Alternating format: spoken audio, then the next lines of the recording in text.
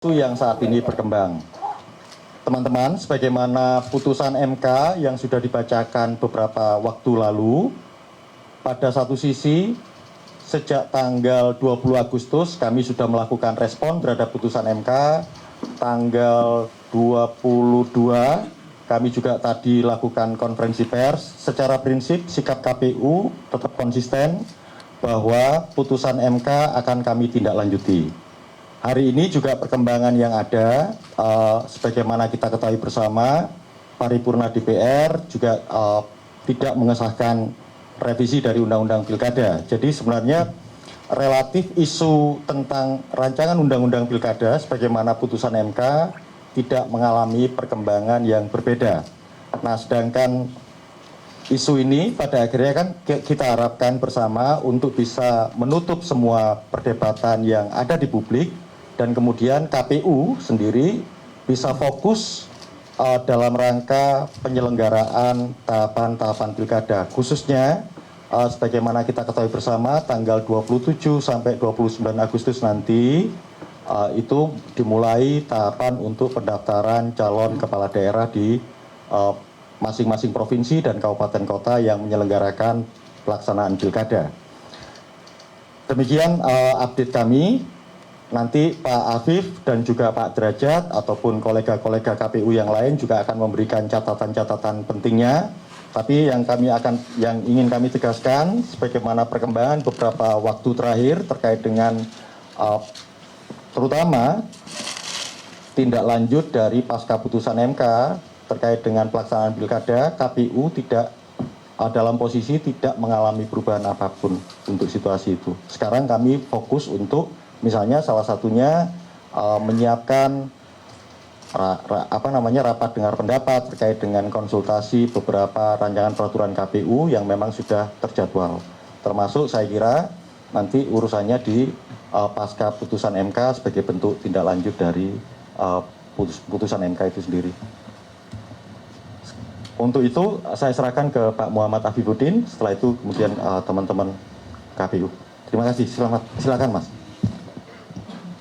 Terima kasih Mas Agus Melas. Assalamualaikum warahmatullahi wabarakatuh. Selamat malam teman-teman sekalian. Terima kasih atas waktu dan juga kesempatan, kesabarannya untuk tetap membersamai di KPU.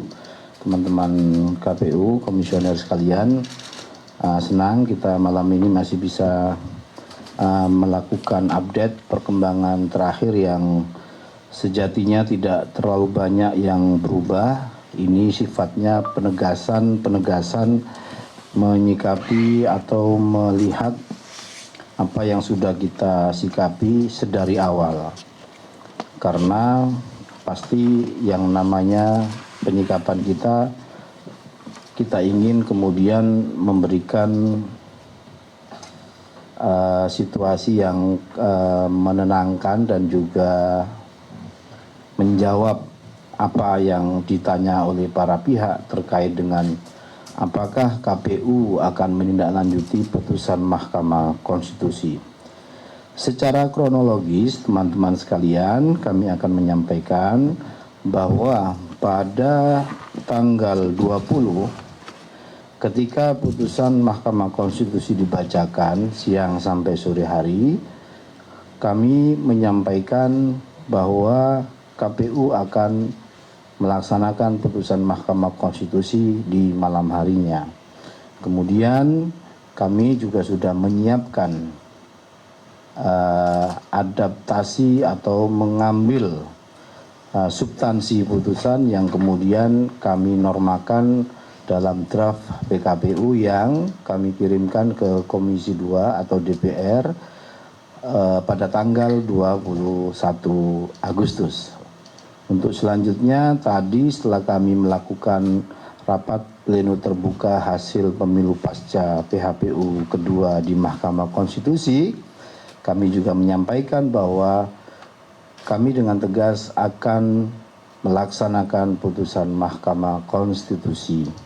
Adapun langkah-langkah lanjutan berkaitan dengan yang kita lakukan terkait dengan tindak lanjut putusan ini, kami melakukan langkah prosedur tertib prosedur, yaitu dengan melakukan konsultasi, dengan melakukan pembahasan di Komisi 2 atau di DPR.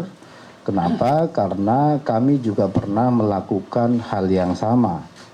Sekali lagi, karena dulu saat kita lakukan prosedur konsultasi dengan satu dan lain hal tidak bisa dilaksanakan, dan atas situasi itu kemudian kami dinyatakan melanggar dan dikasih sanksi peringatan keras, bahkan keras terakhir oleh Dewan Etik atau DKPP. Tentu belajar dari pengalaman, apa yang sudah kita lakukan dan dianggap tidak benar itu kita benahi, dan itulah yang membuat kami mengambil langkah-langkah putusan Mahkamah Konstitusi. Kami tidak lanjut, langkah-langkah prosedural yang kami harus tempuh kita akan lakukan. Yang pasti teman-teman sekalian, nanti pada tanggal 27 sampai 29 Agustus saat pendaftaran calon kepala daerah di seluruh daerah di Indonesia akan memedomani aturan-aturan atau PKPU yang juga di dalamnya sudah memasukkan materi-materi atau putusan Mahkamah Konstitusi terkait dengan yang diputuskan pada tanggal 20 Agustus kemarin. Dan selanjutnya juga kami ingin sampaikan beberapa putusan Mahkamah Konstitusi yang lain, misalnya terkait dengan pengaturan pembolehan kampanye di kampus, kalau nggak salah itu juga pasti kita harus ikuti, ya kita perlakukan sama untuk kemudian kita akan segera adopsi, kita masukkan dalam pengaturan kampanye kita. Nah, lebih dari itu teman-teman sekalian, hari-hari ini atau 1-2 hari ini pasti kita akan melakukan langkah-langkah koordinasi komunikasi untuk menyegerakan pembahasan konsultasi dan seterusnya dengan Komisi 2 untuk segera, mumpung ada waktu sebelum waktu pendaftaran nanti tiba 27, semua pengaturan, semua PKPU sudah siap untuk kemudian diterapkan dalam proses penerimaan calon kepala daerah, pendaftaran calon kepala daerah di seluruh daerah di Indonesia. Itu sebagai penegasan dari kami di KPU. Semoga ini bisa difahami oleh semua pihak, dan tentu perkembangan terakhir malam tadi juga menjadi semakin penegas untuk kami bahwa memang proses-proses ini akan tetap kami lakukan untuk kemudian proses memasukkan putusan Mahkamah Konstitusi dalam beberapa norma di PKPU pencalonan akan segera kita selesaikan. Meskipun draft juga sudah kita kirimkan ke Komisi 2 karena kita masih cuma 2 hari ini kan, jadi butuh waktu dan seterusnya. Itu teman-teman sekalian sebagai penegasan dari kami di KPU. Terima kasih. Baik, terima kasih Pak Ketua. Pak Ideng, mau menambahkan sesuatu? Pak Derajat, Pak Parsa, Pak Sekjen.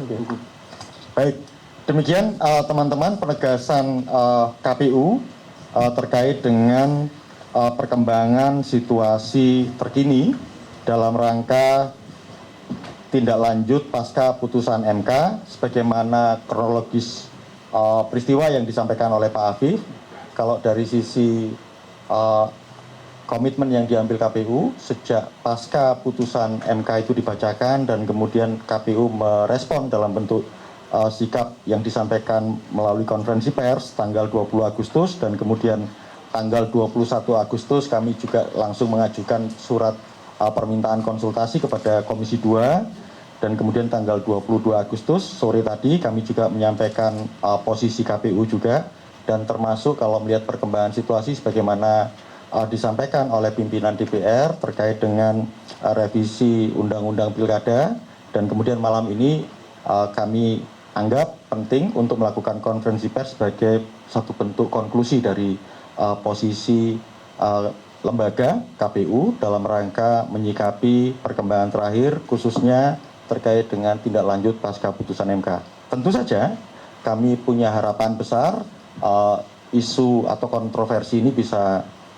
berakhir, dan kemudian KPU sendiri, karena ini posisinya memang tanggung jawab, fungsi, tugas KPU dalam menyelenggarakan tahapan-tahapan pilkada, dengan demikian makin lebih jelas, karena tidak hanya dalam konteks pasca putusan MK, sebelum adanya putusan MK juga kami masih menyisakan beberapa rancangan peraturan KPU, misalnya rancangan peraturan KPU tentang perlengkapan pemungutan suara atau logistik pemilu, kemudian rancangan peraturan KPU tentang kampanye, dan rancangan peraturan KPU tentang dana kampanye yang dalam durasi waktu beberapa waktu ke depan sudah terjadwal untuk dilakukan rapat dengar pendapat dengan Komisi 2, pemerintah, dan juga penyelenggara pemilu lainnya. Saya kira itu yang bisa kami sampaikan pada konferensi pers malam ini. Sekali lagi teman-teman, terima kasih untuk kehadirannya, sekaligus kesabarannya tadi disampaikan oleh Pak Afif karena tetap membersamai kami, dan saya tahu teman-teman sebagian mungkin sudah bertugas sejak tadi pagi sampai dengan malam ini juga masih tidak kenal lelah. Sekali lagi kita bisa akhiri konferensi pers malam ini, kecuali mungkin ada 1 atau 2 pertanyaan, mungkin kami akan respon. Boleh Pak Afif? 4, 5 pada atau sweet 3 lah ya. Bentar, aku ini saya pilih dulu ya. Mas menjadinya dari mana? Kumparan. Oke, Kumparan. Kemudian Akah ya. Dari MI. Ini Satrio atau si Vito? Bisa rembukan nggak?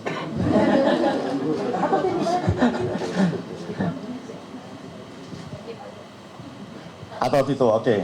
Kata Mas Satrio sambil nunjuk Vito aja deh. Baik, ada 3 ya. Mas, yang dari Kumparan siapa namanya Mas? Thomas. Mas Thomas dari Kumparan, kemudian Mas Akah dari Media Indonesia, dan kemudian Vito dari... Jelajahi cara baru mendapatkan informasi. Download Metro TV Extend sekarang.